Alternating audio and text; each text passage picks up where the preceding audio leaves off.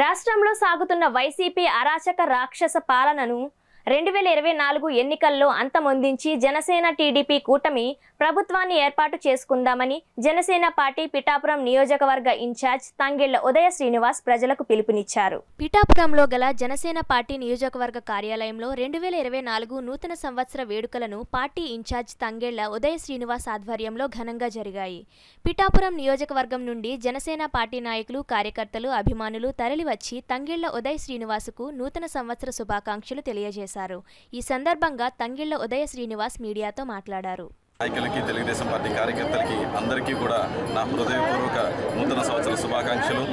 ఈ నూతన సంవత్సరం సందర్భంగా మేము ఏర్పాటు చేసిన ఆత్మీయ విందుకు వేలాదిగా తరలి వచ్చి ఇక్కడ మాతో పాటు సెలబ్రేట్ చేసుకున్న మీ అందరికీ కూడా నా కృతజ్ఞతలు.